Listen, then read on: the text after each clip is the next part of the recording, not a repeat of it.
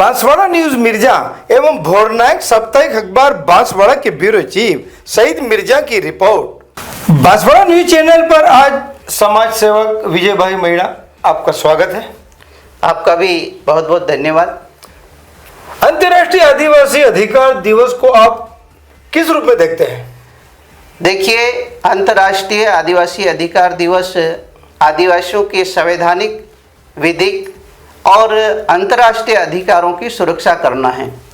2007 में संयुक्त राष्ट्र संघ ने यह तथ्य रेखांकित किया है कि आदिवासियों के जल, जंगल, जमीन और उनकी संस्कृति, जीवन शैली को सुरक्षित करना, उनकी रक्षा करना और उनके जितने भी प्रावधान है उनको ठीक ढंग से संरक्षित करते हुए उनकी पैरवी करना। आदिवासी समाज अलग से धर्म कॉलम की मांग क्यों कर रहा है? देखिए, आदिवासी समाज आदि अनादि काल से एक प्रकृति पूजक रहा है और प्रकृति पूजक होने के बावजूद अलग अलग धर्मों में उसे बांटा जा रहा है। तो आज के समय में आदिवासी समाज पूरे देश में अलग से पृथक से धर्म कोलम मांग रहा है। स्वतंत्र भारत से पूर्व आदिवासियों का पृथक से धर्म कोलम निर्धारित था। स्वतंत्र भारत के बाद उसे समाप्त कर दिया गया है। तो देश के संपूर्ण आदिवासी समाज के लोग पृथक से धर्म कोलम की मांग करते हैं, रीस्टोर करवाने की मांग कर रहे हैं। यदि धर्म कॉलम नहीं मिलता है तो आदिवासियों पर इसका क्या प्रभाव पड़ेगा? देखिए, आगामी जनगणना में अगर आदिवासियों को पृथक से जनगणना प्रपत्र में जो कॉलम है धर्म का उसमें पृथक से नहीं मिला तो आदिवासियों को अलग अलग धर्मों में बंट जाने से इस देश के आदिवासी बाहुल्य क्षेत्रों में जो पैरामीटर है वह पैरामीटर सीमित हो जाएगा, संख्या कम हो जाएगी। तो आदिवासी बाहुल्य क्षेत्र अपने आप में समाप्त हो जाएंगे, उनके संवैधानिक अधिकार समाप्त हो जाएंगे, उनके आरक्षण की व्यवस्था समाप्त हो जाएगी, बहुत बड़ा प्रभाव पड़ेगा। अच्छा, आप तो एक समाज सेवक भी हैं और समाज से भी जुड़े हुए हैं, तो क्या आदिवासियों को शिक्षा और विकास में समान अवसर मिला क्या? देखिए, आज़ादी से आज तक इस देश में आदिवासियों को बेदखल किया जा रहा है, विस्थापित किया जा रहा है विकास की योजनाओं के नाम पे।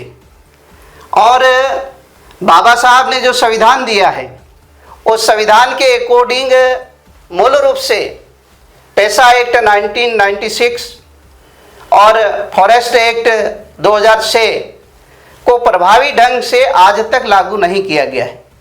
तो विकास की स्थिति तो आप देख ही रहे हैं, पूरे देश में आदिवासियों को बेदखल किया जा रहा है। शिक्षा के क्षेत्र में देखा जाए तो आपके झालावाड़ की घटना देख लीजिए। आदिवासी क्षेत्र में जहाँ जहाँ विद्यालय है उन विद्यालयों की स्थिति जर्जर अवस्था में है, बच्चों का भविष्य खतरे में है और पर्याप्त मात्रा में भौतिक संसाधन वहाँ पर नहीं है।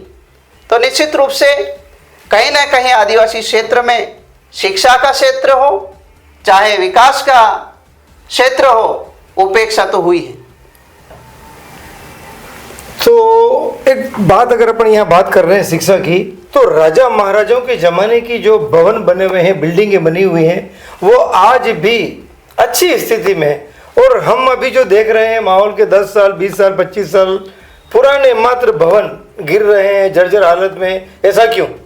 देखिए, जो एजेंसी जिसका निर्माण करवा रही है उस एजेंसी के द्वारा कहीं ना कहीं करप्शन की व्यवस्था कायम होने की वजह से इस प्रकार की बिल्डिंगें बनाई गई जिसके माध्यम से 10 या 15 एक अधिक से अधिक 20 वर्ष के उपरांत वह बिल्डिंग जर्जर अवस्था में आ जाती है। इसका कारण ये है कि जो निर्मित सामग्री है उसका ठीक ढंग से उपयोग नहीं हो रहा है।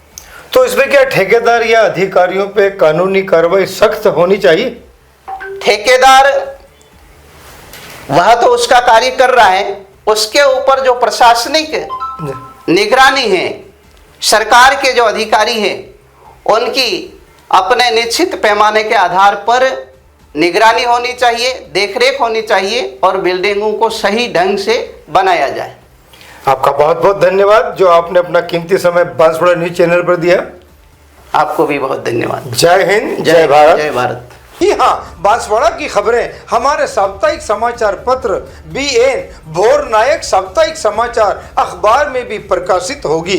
देश हित जनहित में राज और समाज का साप्ताहिक दर्पण संपादक प्रकाशक शहजाद खान व शहीद मिर्जा की रिपोर्ट देखते रहिए भोर नायक समाचार पत्र में। बांसवाड़ा न्यूज बाय मिर्जा को सब्सक्राइब करना ना भूलें और साथ ही लाइक कर शेयर भी करते रहें।